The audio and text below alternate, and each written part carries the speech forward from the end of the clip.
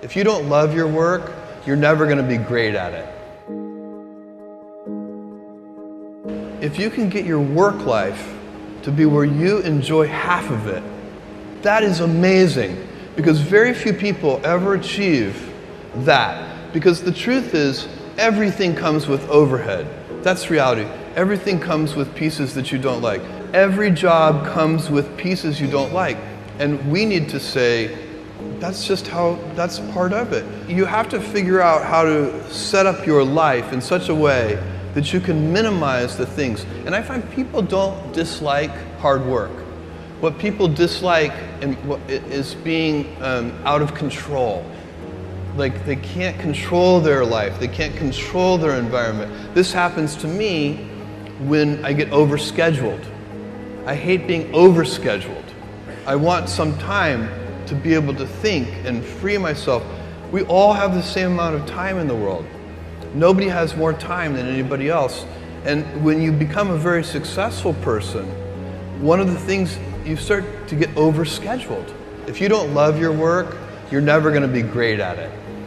The other thing I would suggest to any young person, even before they start their career, is to really think about their choices.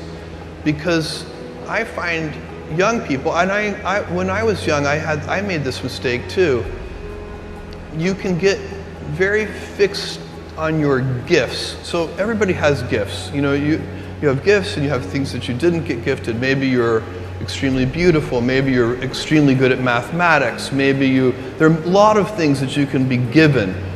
But those things can confuse you because they're not the things that construct your life. It's your choices that construct your life, not your gifts. You can celebrate your gifts, be proud of them, be happy of them. Actually, don't be proud of them, be celebratory of them, but you can't be proud because they're gifts. They were given to you. You didn't earn them. You can only be proud of the things you earn. And so, as I got older, I started to realize I wasn't proud of my gifts. I was always good at school. School was always easy for me, and I was always proud that I was a great student. I got A's in all my classes. I was good at math, all of that. And I thought that's who I was, but it's not true. Those are the things that are gifts. What was hard for me is deciding to work hard, deciding to use my gifts in certain ways, to challenge myself, to do things that I didn't think I could do, to put myself in uncomfortable situations. You can choose a life of ease and comfort, or you can choose a life of service and adventure. Which one of those, when you're 90 years old, are you going to be more proud of? Tomorrow, in a very real sense, your life, the life you author from scratch on your own, begins. How will you use your gifts? What choices will you make?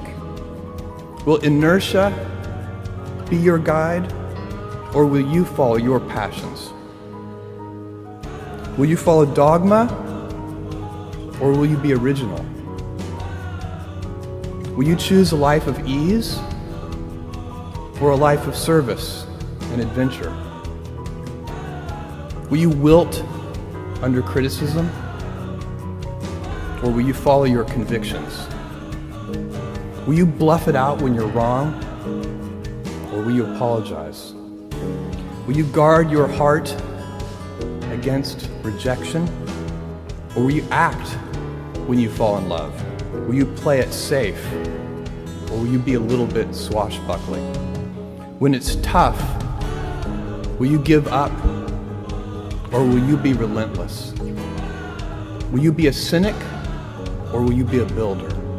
Will you be clever at the expense of others, or will you be kind?